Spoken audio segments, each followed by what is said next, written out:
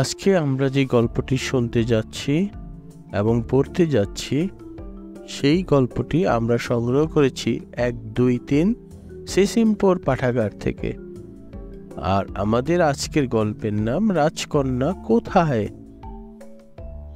এই গল্পটির লেখক হচ্ছেন আহমেদ খান হীরক এবং এই গল্পটির পচ্ছদ ও অলঙ্করণ করেছেন নাজবুন নাহার কেয়া। সম্পাদনায় ছিলেন মোহাম্মদ শাহ আলম, নাসরিন আক্তার ও মাহফুজা খাতুন, বিন্যাস সহযোগী রজত। এবং এই গল্পটি উপস্থাপন করতে যাচ্ছি আমি মোহাম্মদ তারিকুল ইসলাম। চলো গল্পটি শুরু করা যাক।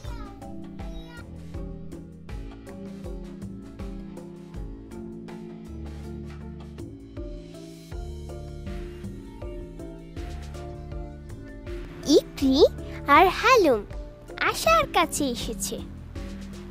তারা আজ মজার একটা গল্প দেখবে। আশার মোবাইলে নতুন রূপকথা।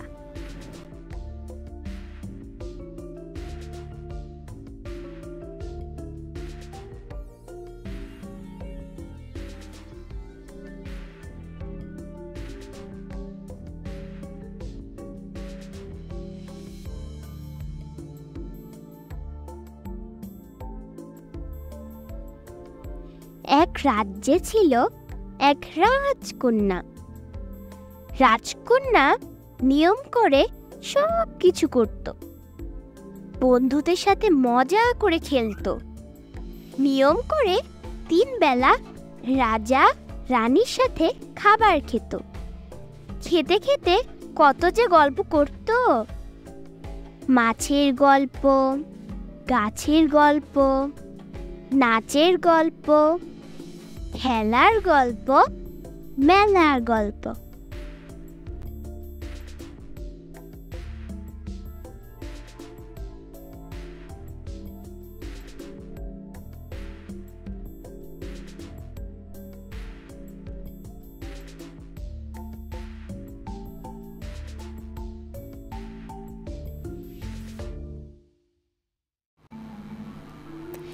একদিন মন্ত্রী এসে রাজাকে বলল, রাজা মশাই, একটা কথা বলি। আমাদের রাজকন্যা কত কিছু জানছে, কত কিছু শিখছে। একটা মোবাইল ফোন দিলে আরো অনেক কিছু শিখতে পারত। এখন তো মোবাইল ফোন থেকে অনেক কিছু শেখা যায়, জানা যায়।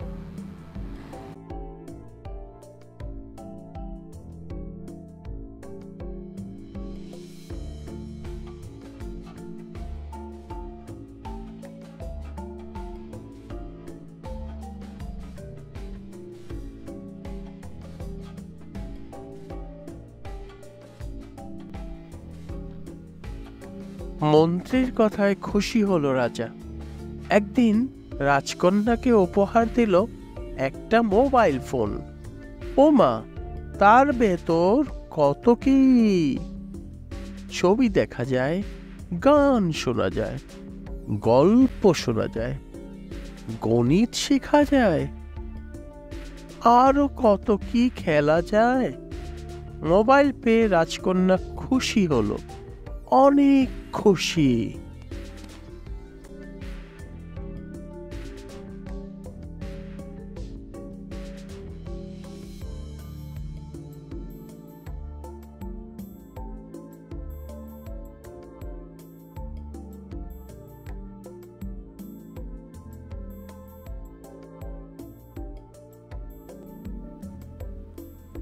কিন্তু কি হলো জানো? এরপর থেকে রাজকন্যাকে আর খুঁজেই পাওয়া গেল না। রাজকন্যা মাঠে নেই, খেলছে না। রাজকন্যা খাবার টেবিলে নেই, খাচ্ছে না। রাজকন্যা পড়ার টেবিলে নেই, পড়ছে না। কোথায় গেল রাজকন্যা? কোথায় গেল? কোথায় গেল? রাজা বলল, আমার আদরের সোনামণি কই? রানী বলল, আমার 7 রাজার দন কই? বন্ধুরা বলল, আমাদের খেলার সাথী কই?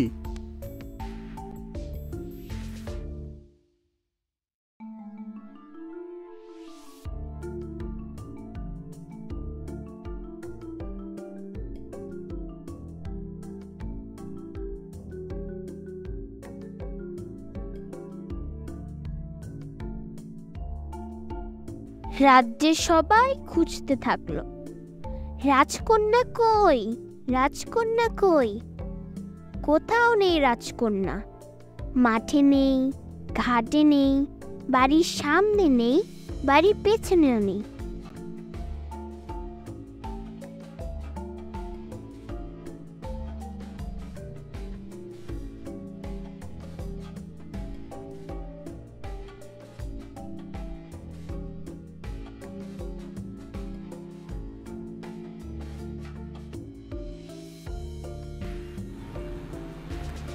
খুঁজতে খুঁজতে রাজকন্যাকে পাওয়া গেল। কোথায় পাওয়া গেল জানো? রাজকন্যা ঘরেই।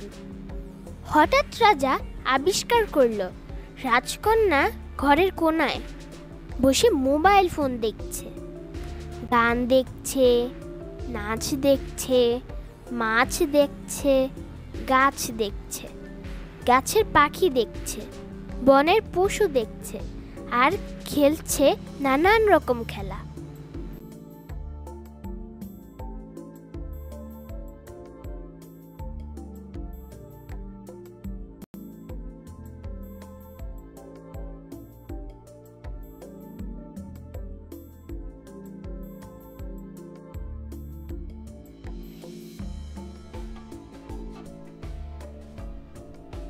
রাজা ভাবনায় পড়ে গেলেন। রাজকন্যা অনেক কিছু শিখছে, ভালো কথা, কিন্তু বাইরে গিয়ে খেলছে না, মজা করে খাচ্ছে না, বই খুলে পড়ছে না, খাতা খুলে লিখছে না, সাইকেল চালাচ্ছে না, সাঁতার কাটা শিখছে না, গাছের যত্ন নিচ্ছে না। এটা তো হতে পারে না।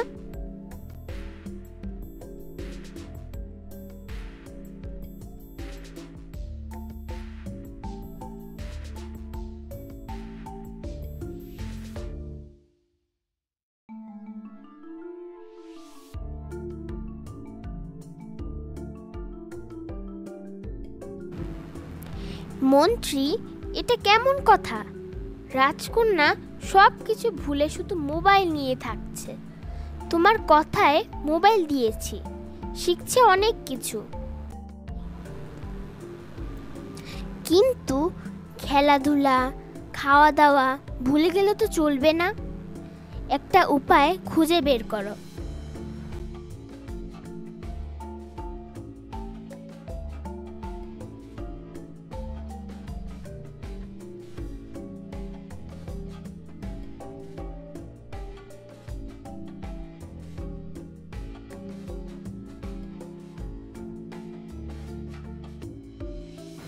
মন্ত্রী বলল, আমার ভুল হয়েছে রাজামশাই, একটা কথা বলতে ভুলেই গিয়েছিলাম।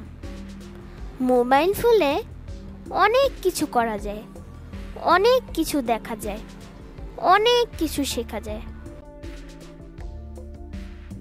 কিন্তু মোবাইল ফোন চালাতে হবে নির্দিষ্ট সময় পর্যন্ত। এই ধরুন 1 ঘন্টা, এর বেশি না। তাও চালাতে হবে বড়দের সামনে। মোবাইল থেকে কিছু শেখার সময় সাথে বড় কাউকে থাকতে হবে।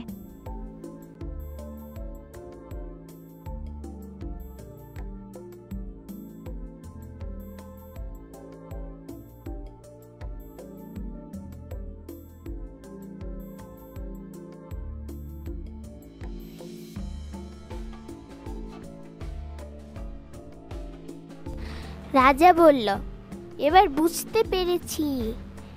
রাজা ঘোষণা দিল, আজ থেকে রাজকন্যা মোবাইল দেখবে প্রতিদিন 1 ঘন্টা, আর সেই 1 ঘন্টা আমি থাকবো রাজকন্যার সাথে। আর একটা কথা, এই রাজ্যে কোনো শিশু 1 ঘন্টার বেশি মোবাইল ফোন চালাতে পারবে না। আর অবশ্যই মোবাইল চালানোর সময় বড় কাউকে সাথে থাকতে হবে।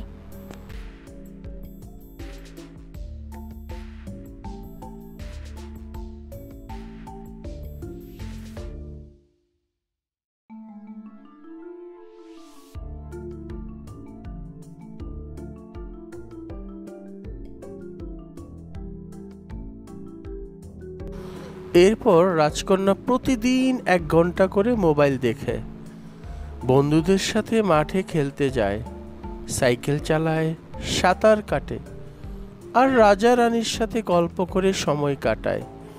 একসাথে বসে মজা করে খাবার খায়। রাতের বেলা সময় মতো ঘুমাতে যায়, ঘুমায় প্রাণ ভরে।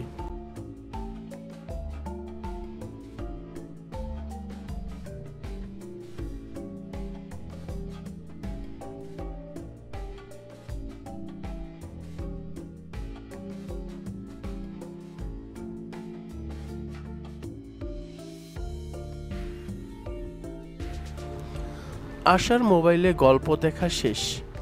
গল্প দেখা শেষ হতেই হালুম বলল, আহা, কি দারুণ একটা গল্প। আশা, তুমি কি আরেকটা গল্প দেখাবে?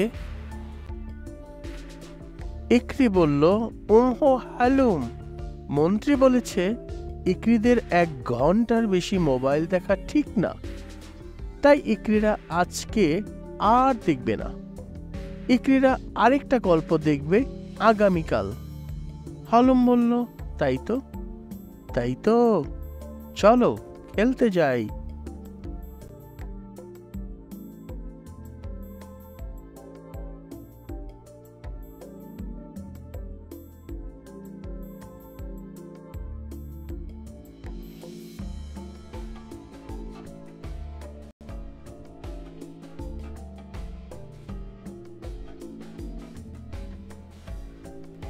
খেলতে খেলতে ইকরি বলল, আশা, তুমি ইকরিদের খেলা ভিডিও করে নাও।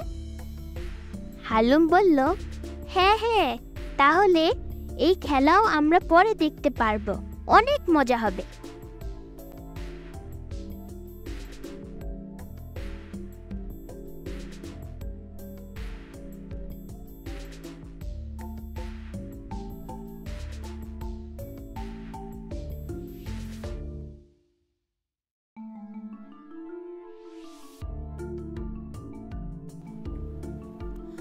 বন্ধু, তুমি অভিভাবকদের সাথে মিলে পরিবারের সবার মোবাইল, ট্যাব, ইন্টারনেট ব্যবহার ও টেলিভিশন দেখার পরিকল্পনা করতে পারো।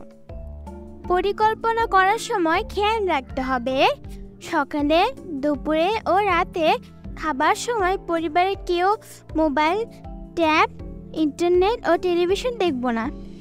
প্রতিদিন নির্দিষ্ট সময় কমপক্ষে 1 ঘন্টা মোবাইল, ট্যাব, ইন্টারনেট ব্যবহার করব না বা টেলিভিশন দেখব না।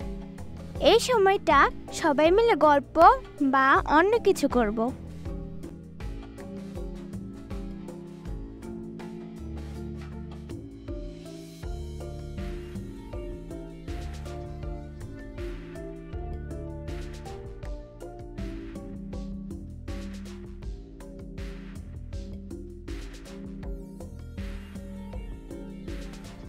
আমাদের স্বপ্ন শিখবে শিশু হেসে খেলে, শাস্তিমুক্ত পরিবেশ পেলে।